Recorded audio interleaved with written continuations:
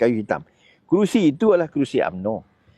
Kerusi yang dimiliki oleh Cikgu Non. Cikgu Non pernah bertanding PR2015 tapi ruyuk. Tapi tak ada masalah, Cikgu Non dia buat kerja dia walaupun dia kalah.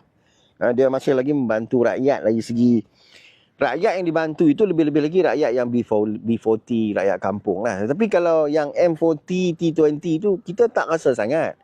Kebanyakan ahli parti-parti politik ni apabila mereka mengatakan yang mereka telah buat kerja, mereka lebih mengkhusus kepada membantu B40. Okay? Orang kampung, pergi bagi pampers, pergi bagi beras, pergi bagi Maggi, bagi kursi roda, pergi betul bumbung rumah, pergi cat. Itu lebih kepada sosial. Pendekatan sosial. Tapi dari segi pendekatan ekonomi, mikroekonomi, pendekatan bagaimana nak membawa pembangunan ke kawasan itu untuk dinikmati di kawasan DUN itu atau di parlimen itu, saya tak nampak. Yang mereka bercerita bagaimana mereka nak menjaga rakyat. Jaga rakyat dari segi apa? Kan? Yang saya nampak ialah pergi jumpa orang, bawa beras, betul, bawa pampers, betul, ambil gambar, buat video. Itu saja yang saya nampak. Okey, berbalik kepada amanah ini. Di Kedah lah sebagai contoh lah kan, di Bukit Kayu Hitam itu. Bagaimana anda nak menang? Anda sendiri pun tidak ada kekuatan di situ. Mungkin anda kata tak ada masalah.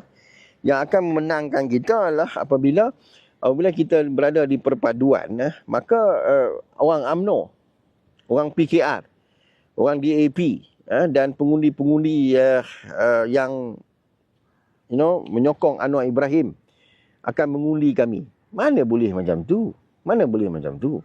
Itu yang saya kata, amanah ini hanya menggunakan perpaduan. Kalau tak ada perpaduan, saya ingat mereka ruyuk. Sebab tujuan parti amanah ini dibentuk adalah untuk memberi saingan kepada parti PAS. Tetapi di Kedah sendiri, anda sendiri gagal. Anda sendiri gagal. Anda tak boleh melawan atau menandingi pemimpin-pemimpin PAS di Perlis ataupun di Kedah. Kita tak payah cakap di negeri lain. Kan, kita pun tak tahu amanah ini dia nak ambil kerusi di negeri mana. Kan, sepatutnya hampa ni bertanding di kawasan-kawasan PAS. Tapi orang kata amanah ini bukan ulama. Ulama. Tak adalah melawak kawan-kawan amanah. Saya memang marah kat saya.